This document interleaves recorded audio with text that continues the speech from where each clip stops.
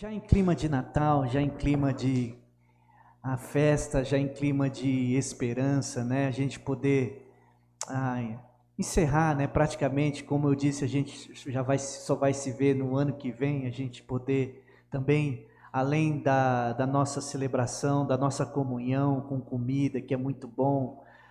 É bom a gente também entender que a gente está fechando um ano muito grato a Deus. Então, agradecer tudo aquilo que o Senhor tem feito por nós. A gente tem muito que agradecer.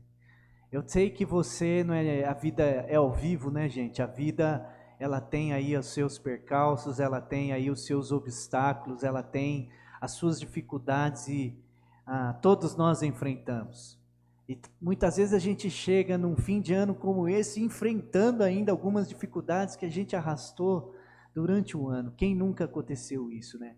Mas quando a gente vem e passa a pensar nisso que nós estamos já caminhando e vivendo, que é o Natal, que é a pessoa de Jesus vindo até nós, isso vai dando a nós que entendemos que Jesus é o Senhor, que Jesus é aquele que cuida de nossas vidas, isso vai dando a nós esperança. Então, é motivo da gente agradecer a Deus, é motivo de nós adorarmos e dizer: Senhor, obrigado, obrigado porque cheguei até aqui.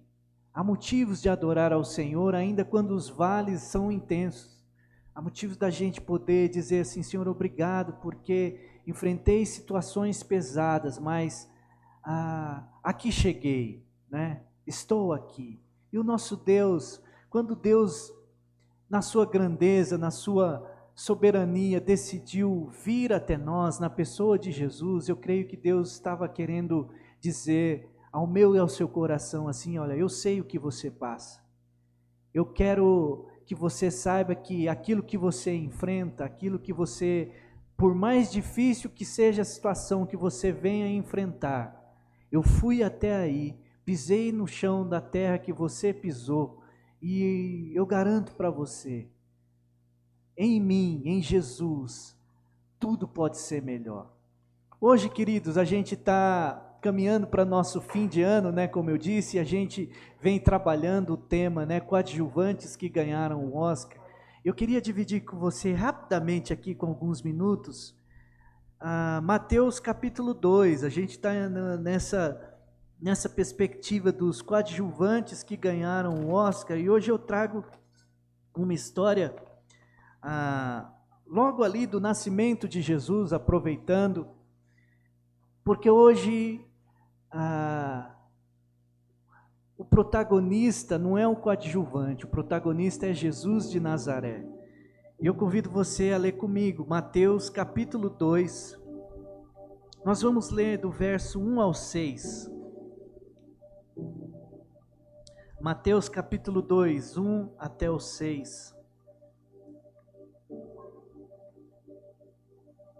Depois que Jesus nasceu em Belém da Judéia, nos dias do rei Herodes, magos vindos do Oriente chegaram a Jerusalém e perguntaram: onde está o recém-nascido rei dos judeus? Vimos a sua estrela no Oriente e viemos adorá-lo.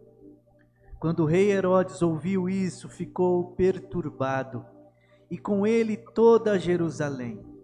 Tendo reunido os chefes dos sacerdotes do povo e os mestres da lei, perguntou-lhes onde deveria nascer o Cristo.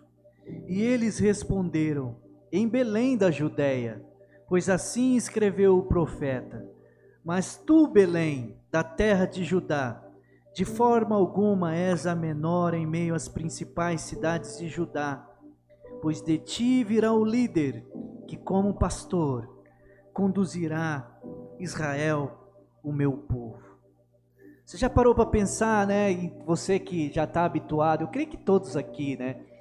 Hoje a história de Jesus, ela é muito conhecida, né? Mesmo aqueles que não, de repente, não frequentam uma igreja, que não têm esse costume de ir a uma igreja, de participar de um culto, de participar de uma missa cristã, todo mundo conhece a história de Jesus. Todo mundo conhece esse enredo, né? Nós estamos falando, né, de coadjuvantes, pegando aí a alusão do cinema. Todo mundo conhece o enredo que é Jesus vindo e nascendo numa manjedoura. Seu pai e sua mãe, né, José, a princípio nem queria, né, tomar Maria em casamento, mas Deus aparece para ele e aí fala: José, não tema, que o que é gerado nela é do Espírito e ele é o Salvador. E José obedece. E aí ele vai lá para sua terra natal e chega lá, não tem lugar para Jesus nascer. E Jesus nasce, o Rei dos Reis, nasce no lugar onde os animais estavam ali. Todo mundo conhece a história de Jesus. Jesus entra no chão da vida, queridos, como eu gosto dessa expressão. Jesus entra na história. Deus não tem história, né? Ele é Senhor da eternidade. A eternidade não tem... Eternidade é eternidade, né, gente? A gente não pode definir, né? Deus, ele já está lá, ele já está no amanhã, como já estava no ontem. Imagina o que é isso, Deus que não pode ser contido, vir na forma de um bebê como eu e você. E aí Jesus entra, se apequena, vem a esse mundo e Jesus chega a essa terra como um coadjuvante, porque se ele fosse um ator principal, ele teria pompa, ele teria ali as suas honras. E o texto diz que esses sábios, né, esses magos, como se refere aqui a Bíblia Sagrada, eles veem a estrela e eles querem, porque eles entendem onde está o recém-nascido Rei dos judeus. Imagine que para o povo judeu, porque a palavra de Deus diz que ele veio para os seus, mas os seus não os reconheceram. Imagine que para este povo aqui, o rei não tinha lugar. E esses sábios vão e perguntam: onde está o rei? Não é essa pergunta que muitas vezes nós nos fazemos, queridos, nos momentos de dificuldade, nos momentos de luta: onde o Senhor está? Acontece que aqui Jesus ainda, né, uma criança recém-nascida que aspira cuidados, né, a gente sabe como que é, a gente fica até com medo de pegar no colo um recém-nascido, né, são outros tempos, né, mas quando esses sábios chegam e fazem essa pergunta, é a primeira pergunta que eu deixo para nós, que todos nós fazemos: onde está o rei? É a pergunta que todos nós temos que responder, queridos. Porque o rei, ele já veio. E às vezes a gente procura esse rei em vários lugares, em várias situações, e nós não percebemos que ele já está conosco. Jesus já veio. Jesus se faz presente em nossas vidas. Jesus demonstrou a sua graça para conosco. Como eu disse, ele descendo dos céus, vindo até nós, andando entre nós, amando as pessoas, ensinando as pessoas.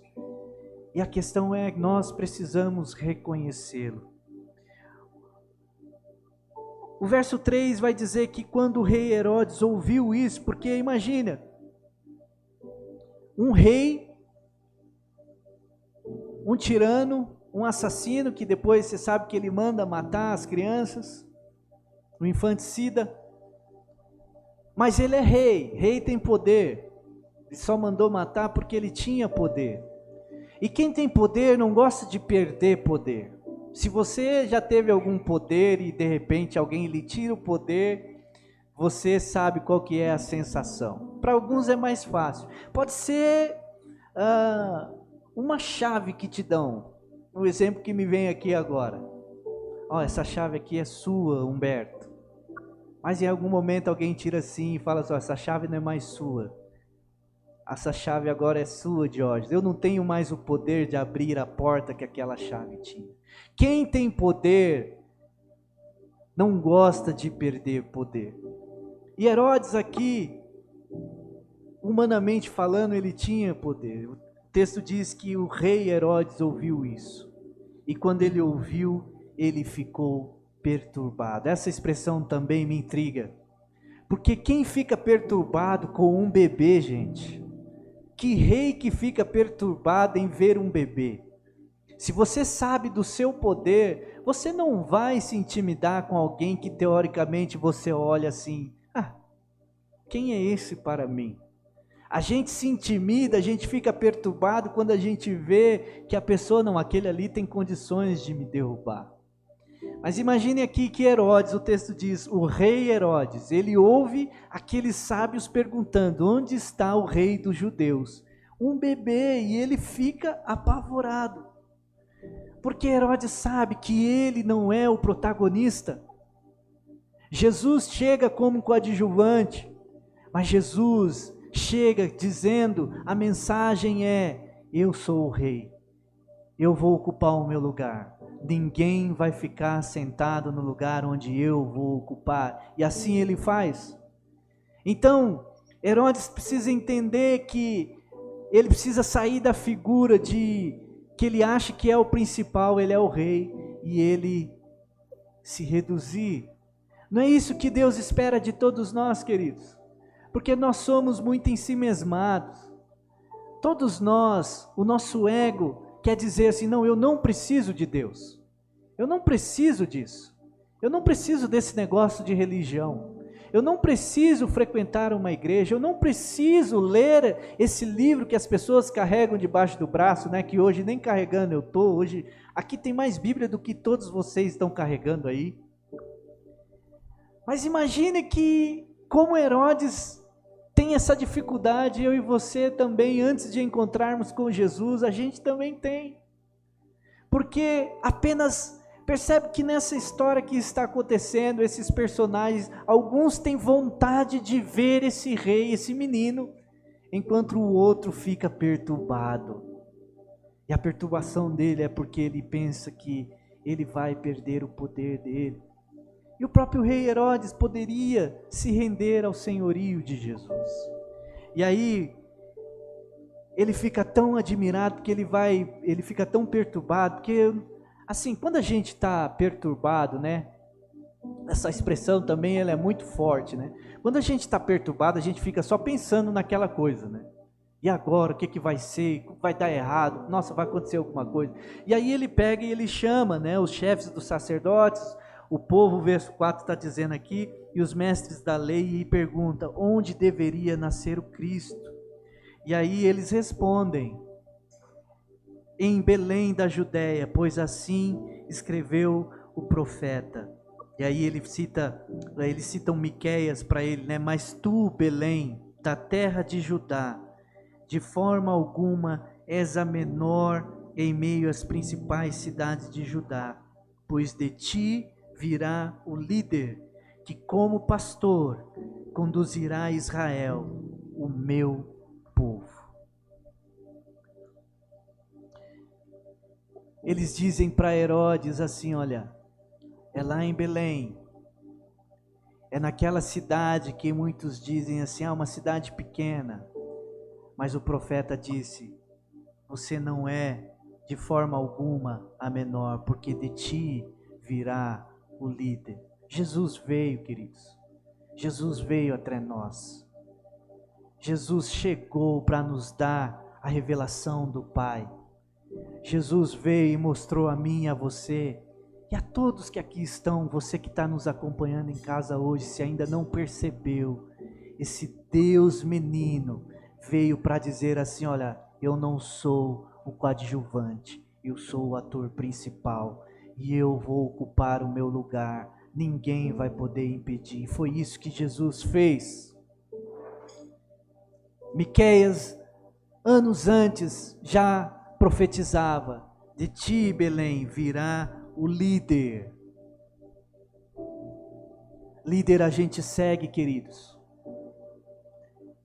Seja um bebê, hoje como a gente celebra o nascimento de Jesus, seja o Cristo crucificado e ressurreto, o mesmo líder que eu e você olhamos, e aí a gente obedece e segue, porque Ele é rei. Rei a ponto de, como bebê, perturbar um rei humano. E esse rei que é tão poderoso, ele simplesmente nos chama, porque ele quer ser, como diz, de ti virá o líder que como pastor conduzirá Israel, o meu povo. Jesus é líder, veio até nós para nos liderar, mas ele veio como pastor. Ele veio para conduzir o seu rebanho. E a mim e a você cabe a gente adorá-lo e poder nos render a esse pastor maravilhoso. Davi, muito antes, da vinda do Messias, já compreendendo a grandeza do Senhor, disse assim: o Senhor é o meu pastor, é Ele que me conduz, é Ele que está me levando às águas tranquilas. E quando a gente olha para Jesus, queridos, quando a gente olha para esse menino que perturbou e que mudou a história, e eu tenho certeza que ele tem mudado a sua vida, ele tem mudado a minha vida a cada dia, a gente só pode se render e dizer: eu quero seguir, eu quero adorar, eu quero exaltar a Jesus. Senhor, eu quero que o Senhor tenha o protagonismo da minha vida. Vem e me pastoreia, como o Senhor pastoreia o teu povo, eu quero ser parte disso. Hoje eu olho para esse menino e eu quero dizer: tu és o meu rei. Que o Senhor nos leve a isso, queridos. Que esse Natal que a gente está vivendo e vamos viver essa semana e na semana que vem, a gente possa relembrar: o protagonismo é de Jesus. Ele é o rei. Ninguém vai ocupar o trono que Jesus veio para ocupar. Como menino, ele já intimidou poderosos. E hoje, como Cristo ressurreto, ele continua reinando. As coisas vão acontecer, queridos. As montanhas a gente vai ter que atravessar, os desertos e vales nós vamos ter que enfrentar. Mas lembre-se disso, como aqueles sábios, a gente precisa manter a nossa mente e olhar assim: peraí, onde está o rei? É para ali que eu vou. Porque é isso que eles fazem. Onde o rei está, nós vamos. Onde o rei está, nós nos inclinamos.